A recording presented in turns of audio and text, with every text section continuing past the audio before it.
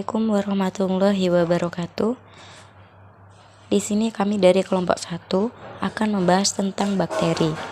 Anggota kelompok 1, Ivanur Ramadan, Lili Dewi Pangesti, Rifki Ariful Ikhwan, Felinda Marta Devinasari, Muhammad Khoirul Anwar. Pengertian bakteri. Bakteri adalah kelompok organisme yang tidak memiliki membran inti sel. Organisme ini termasuk ke dalam domain prokariota dan berukuran sangat kecil atau mikroskopik. Bakteri memiliki ciri-ciri yang membedakannya dengan makhluk hidup lain, yaitu organisme multiseluler, prokariot atau tidak memiliki membran inti sel, umumnya tidak memiliki klorofil, memiliki ukuran tubuh yang bervariasi antara 0,12 sampai ratusan mikron, umumnya memiliki ukuran rata-rata 1 sampai dengan 5 mikron, memiliki bentuk tubuh yang beraneka ragam, hidup bebas atau parasit, yang hidup di lingkungan ekstrim seperti pada mata air panas, kawah atau gambut. Dinding selnya tidak mengandung peptidoglikan. Hidupnya kosmopolit. Di berbagai lingkungan, dinding selnya mengandung peptidoglikan. Ciri umum bakteri yang pertama, mereka adalah organisme prokariota atau inti sel tidak diselimuti membran khusus, juga uniseluler atau bersel tunggal. Bakteri memiliki dinding sel seperti tumbuhan yang tersusun atau peptidoglikan dan mukopolisakarida. Bakteri memiliki endospora, yaitu kapsul yang muncul jika kondisi yang tidak menguntungkan sebagai perisai terhadap panas dan gangguan alam.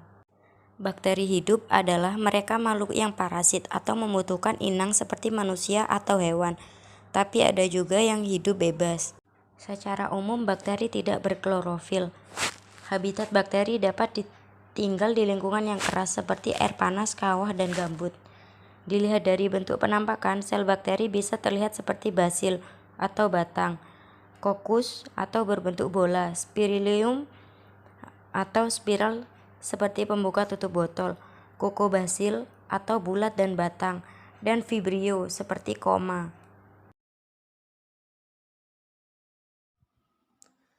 Klasifikasi bakteri. Klasifikasi bakteri dibagi menjadi beberapa jenis. Yang pertama, berdasarkan jumlah dan kedudukan flagela. Yang kedua, berdasarkan cara memperoleh energi. Yang ketiga, berdasarkan bentuknya. Yang keempat, berdasarkan ketahanan suhu. Yang kelima, berdasarkan cara hidupnya atau mendapat makanan. Yang pertama yaitu berdasarkan jumlah kedudukan flagela. Di situ klasifikasinya dibagi menjadi 5 golongan. Yang pertama artrik, kedua monotrik, yang ketiga lopotrik, yang keempat paretrik, dan yang kelima amfitrik. Kemudian yang berdasarkan cara memperoleh energinya yaitu dibagi menjadi 2 macam, yaitu bakteri aerob dan bakteri anaerob. Yang berikutnya itu berdasarkan bentuknya dibagi menjadi 3 macam, yaitu yang pertama bentuk bulat atau kokus, yang kedua batang atau basil, yang ketiga spiral atau spirillum. Yang berikutnya yaitu berdasarkan ketahanan suhu, yaitu dibagi menjadi 4 macam, yaitu bakteri psikrofil, yang kedua bakteri mesofil, yang ketiga bakteri termofil, yang keempat bakteri hipertermofil. Yang berikutnya yaitu berdasarkan cara hidupnya atau mendapatkan makanan. Dibagi menjadi 2 macam, yaitu bakteri heterotrof, yang kedua bakteri autotrof. Yang selanjutnya yaitu struktur bakteri. Struktur bakteri terbagi menjadi 2, yaitu yang pertama struktur berdasarkan dimiliki oleh struktur bakteri Struktur bakteri terbagi menjadi dua, yaitu yang pertama struktur dasar, dimiliki oleh hampir semua jenis bakteri, meliputi dinding sel, membran, plasma, sitoplasma, ribosom, DNA, dan granula penyimpanan. Yang kedua yaitu struktur tambahan yang dimiliki oleh jenis bakteri tertentu, meliputi kapsul, flagellum, pilus, fimbria, klorosom, vakuola, gas, dan endospora. Struktur tubuh bakteri yang pertama yaitu dinding sel tersusun dari peptidogalikan, yaitu gabungan protein dan poliskarida. Ketebalan peptidoglikan membagi bakteri menjadi bakteri gram positif bila peptidoglikan tebal dan bakteri gram negatif bila peptidoglikan tipis. Yang kedua yaitu membran plasma adalah membran yang menyelubungi sitoplasma tersusun atas lapisan fosfolipid dan protein. Yang ketiga yaitu sitoplasma adalah cairan sel. Yang keempat ribosom adalah organel yang tersebar dalam sitoplasma tersusun atas protein dan RNA. Yang kelima yaitu granula penyimpanan karena bakteri menyimpan cadangan makanan yang dibutuhkan. Struktur tumbuhan bakteri. Yang pertama, kapsul atau lapisan lendir adalah lapisan di luar dinding sel pada jenis bakteri tertentu. Bila lapisan tebal disebut kapsul dan bila lapisan tipis disebut lapisan lendir. Kapsul dan lapisan lendir tersusun atas poliskarida dan air. Yang kedua, flagellum atau bulu cambuk adalah struktur berbentuk batang atau spiral yang menonjol dari dinding. Yang ketiga yaitu pilus dan fimbria adalah struktur berbentuk seperti rambut halus yang menonjol dari dinding sel. Pilus mirip dengan flagellum tetapi lebih pendek, kaku, dan berdiameter lebih kecil dan tersusun dari protein dan hanya terdapat pada bakteri gram negatif. Fimbria adalah struktur jenis pilus tetapi lebih pendek daripada pilus. Yang keempat yaitu klorosom adalah struktur yang berada tepat di bawah membran plasma dan mengandung pigmen, klorofil, dan pigmen lainnya untuk proses fotosintesis. Klorosom hanya terdapat pada bakteri yang melakukan fotosintesis.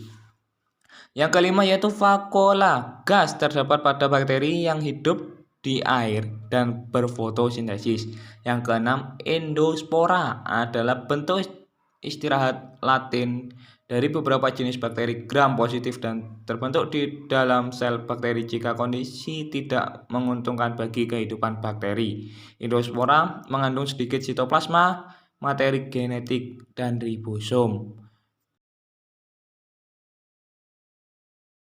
Sifat bakteri. Bakteri memiliki beberapa sifat. Yang pertama, inti sel tidak berdinding yang disebut prokarion. Yang kedua, berkembang biak dengan membelah diri. Yang ketiga, beberapa jenis bakteri, terutama yang berbentuk batang, dapat membentuk endospora yang berguna untuk melindungi diri terhadap lingkungan yang buruk. Yang terakhir, bakteri pada suhu yang bervariasi dan pH tertentu sesuai dengan jenisnya. Untuk pembahasan yang selanjutnya yaitu bentuk bakteri. Bentuk bakteri dibagi menjadi 3, yaitu ada bentuk bulat atau kokus, ada bentuk batang atau basil, dan ada bentuk bakteri Spirilia. Yang pertama yaitu bentuk bakteri bulat atau kokus. Bentuk ini dibagi menjadi 6. Pertama, ada monokokus, yaitu berupa sel bakteri kokus tunggal. Yang kedua, ada diplococcus, merupakan 2 sel bakteri kokus bertempetan. Yang ketiga, ada tetracoccus, merupakan 4 sel bakteri kokus bertempetan dengan membentuk segi 4. Yang keempat, ada sakina, merupakan 8 sel bakteri kokus bertempetan membentuk kubus. Untuk yang kelima, yaitu streptococcus, yaitu lebih dari 4 sel bakteri kokus bertempetan membentuk rantai. Sedangkan yang terakhir ada staphylococcus, yaitu lebih dari 4 sel bakteri kokus berdempetan seperti buah anggur. Untuk bentuk bakteri yang kedua yaitu bentuk batang atau basil. Bentuk ini dibagi menjadi 3. Yang pertama ada monobasil, yaitu berupa sel bakteri basil tunggal. Yang kedua ada dipobasil, yaitu berupa 2 sel bakteri basil berdempetan. Untuk yang ketiga yaitu ada streptobasil, yaitu beberapa sel bakteri basil berdempetan membentuk rantai. Untuk yang ketiga yaitu bentuk bakteri Spirilia. Bentuk ini dibagi menjadi 3. Yang pertama ada spiral, merupakan bentuk sel yang bergelombang. Yang kedua ada spiroseta, yaitu bentuk sel seperti sekrup. Untuk yang ketiga ada vibrio, yaitu bentuk sel seperti tanda baca koma. Reproduksi bakteri. Reproduksi bakteri bisa terjadi dalam 2 tahap, yaitu reproduksi seksual dan aseksual. Yang pertama, reproduksi aseksual. Bakteri mengalami reproduksi aseksual dengan cara pembelahan biner, yaitu pembelahan dari 1 menjadi 2 sel dan seterusnya. Pembelahan biner ini termasuk pembelahan amitosis. Artinya, pembelahannya tidak melibatkan tahapan pembelahan sel seperti halnya manusia, melainkan berlangsung spontan atau secara langsung. Yang kedua, reproduksi seksual. Reproduksi seksual bakteri bisa terjadi melalui mekanisme rekombinasi gen melalui 3 cara, yaitu konjugasi, transduksi, dan transformasi. Yang pertama, konjugasi. Konjugasi adalah tahap reproduksi seksual pada bakteri yang ditandai dengan pemindahan materi genetik secara langsung. Pemindahan itu terjadi dari satu bakteri ke bakteri lain melalui jembatan konjugasi. Yang kedua, transduksi. Proses transduksi melibatkan peran organisme lain, yaitu virus. Itulah mengapa rekomendasi gen antara 2 bakteri dijembatani oleh virus fag atau bakterofag. Virus yang paling sesuai digunakan untuk proses transduksi ini adalah virus fag temperat. Hal ini karena virus mampu bereplikasi secara litik dan lisogenik. Yang ketiga, transformasi.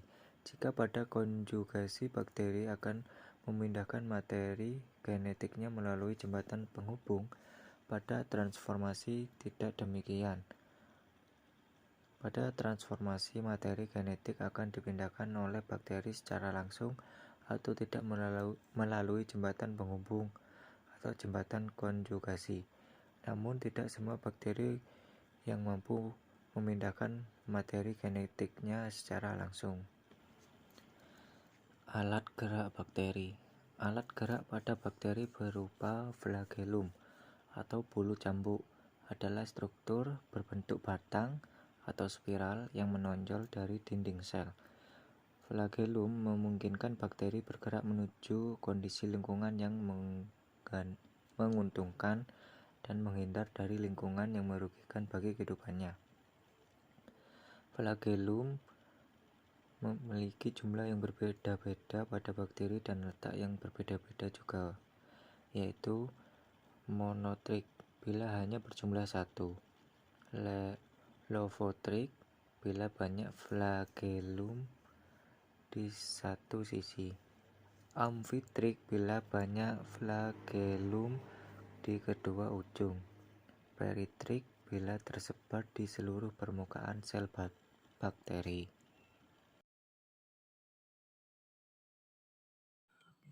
Peranan bakteri. Peranan bakteri dalam kehidupan bakteri mempunyai peranan yang menguntungkan maupun yang merugikan. Bakteri yang menguntungkan adalah sebagai berikut.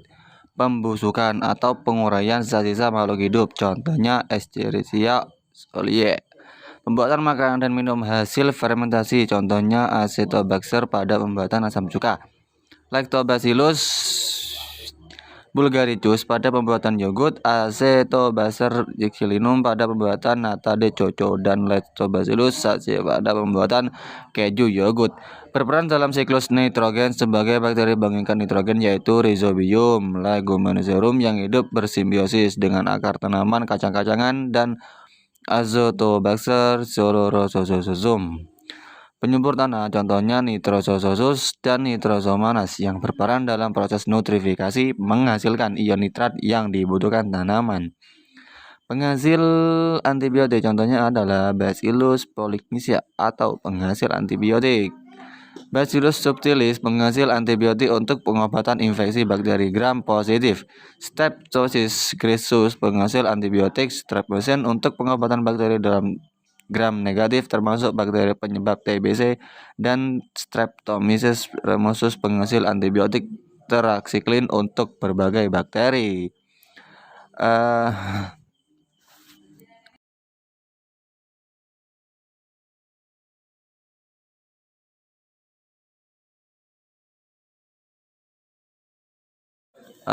Kesimpulan dari presentasi kami yaitu bakteri adalah kelompok organisme yang tidak memiliki membran inti sel. Organisme inti ini termasuk ke dalam dominan prokariota dan berukuran sangat kecil atau mikroskopik. Bakteri mengadakan pembiakan dengan dua cara, yaitu secara seksual dan paraseksual. Pembiakan secara seksual dilakukan dengan pembelahan, sedangkan pembiakan paraseksual dilakukan dengan cara transformasi, transduksi, dan konjugasi. Berdasarkan bentuk bakteri terdiri atas bentuk bulat atau kokus, batang atau basil, dan spiral atau spirilia, serta terdapat bentuk antara kokus dan hasil yang disebut kokobasil. Jenis bakteri dibedakan berdasarkan jumlah dinding sel melalui sistem pewarnaan gram, berdasarkan kebutuhannya terhadap oksigen, berdasarkan kebutuhan energi, berdasarkan cara memperoleh makanan, berdasarkan suhu pertumbuhan. Secara harfiah, reproduksi berarti perkembangbiakan bakteri. Bakteri dapat berkembang biak dengan cara membelah diri. Perkembangbiakan bakteri dilakukan dengan dua cara, yaitu secara seksual dan seksual. Pembiakan secara aseksual dilakukan dengan pembelahan, yaitu dengan pembelahan linear. Sedangkan pembiakan secara seksual yang dilakukan bakteri tidak merupakan pembiakan yang sebenarnya, seperti yang terjadi pada makhluk hidup eukariot. Hal ini dikarenakan pada bakteri tidak terjadi penyatuan sel kelamin. Perkembangbiakan paraseksual yang dapat terjadi pada bakteri yaitu dengan cara transformasi, transduksi, dan konjugasi.